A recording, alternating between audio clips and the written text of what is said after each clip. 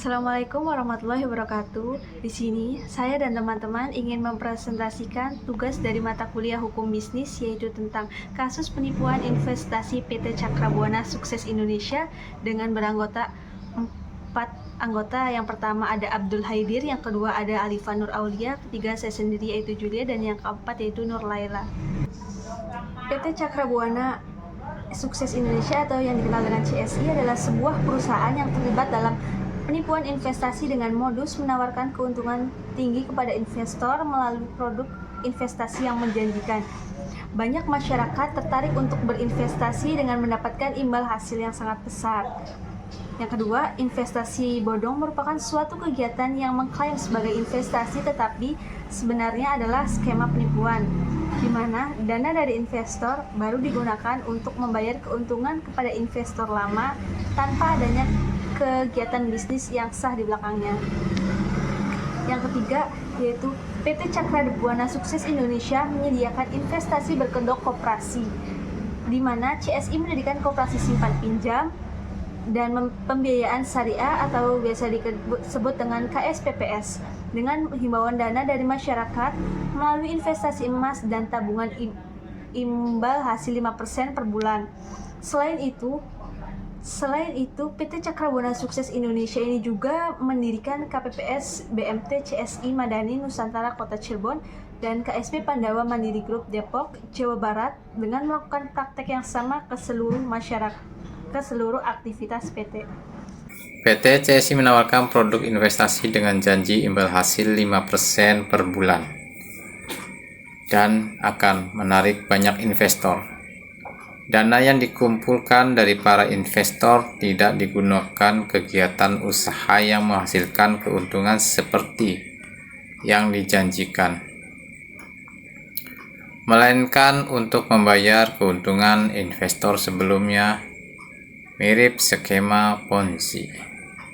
Tidak ada izin OJK, berarti tidak terdaftar di dalam OJK, yang seharusnya bisa terawasi oleh kegiatan investasi di Indonesia.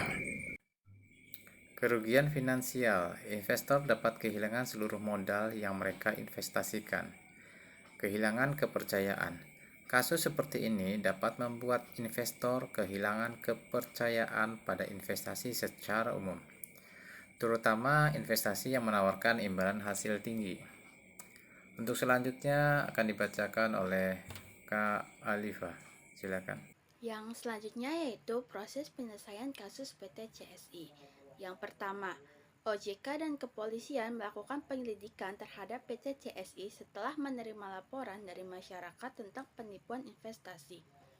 OJK juga mengeluarkan pernyataan resmi bahwa PT CSI melakukan aktivitas tindakan hukum dan tidak memiliki izin untuk menjalankan kegiatan investasi atau ilegal. Yang kedua, PT CSI telah merugikan banyak orang yang totalnya disinyalir mencapai 2 triliun rupiah, dengan jumlah anggota mencapai 7.000 orang, dengan jumlah investasi yang diperkirakan per orang yaitu 50 juta rupiah.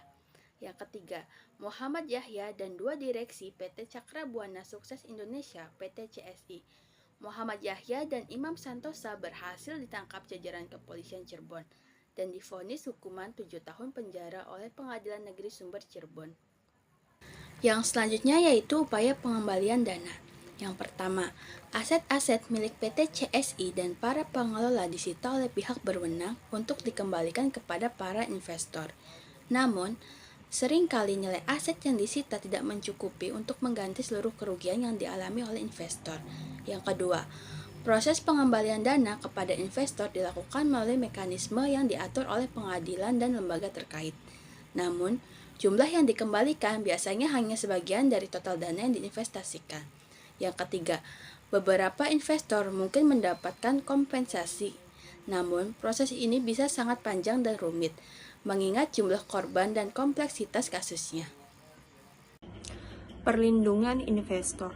OJK memperketat regulasi dan pengawasan terhadap perusahaan investasi untuk mencegah terulangnya kasus serupa.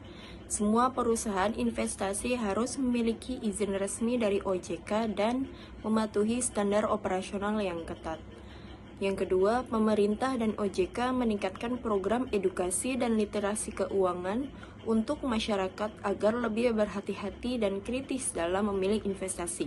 Ini termasuk mengenali ciri-ciri investasi bodong dan pentingnya melakukan due diligence sebelum berinvestasi. Lalu selanjutnya yaitu kesimpulan. Kasus PT Cakra Buana Sukses Indonesia menyoroti pentingnya regulasi yang ketat dan pengawasan yang efektif terhadap kegiatan investasi untuk melindungi investor. Upaya penyelesaian kasus melibatkan penyelidikan, proses hukum, dan pengembalian dana melalui penyitaan aset. Perlindungan investor ditingkatkan melalui regulasi yang lebih ketat, edukasi keuangan, dan layanan pengaduan serta bantuan hukum. Investor harus selalu berhati-hati dan memastikan bahwa mereka berinvestasi melalui lembaga yang memiliki izin dan reputasi yang baik. Sekian presentasi dari kelompok kami, semoga bermanfaat dan mohon maaf apabila ada kesalahan kata. Terima kasih. Wassalamualaikum warahmatullahi wabarakatuh.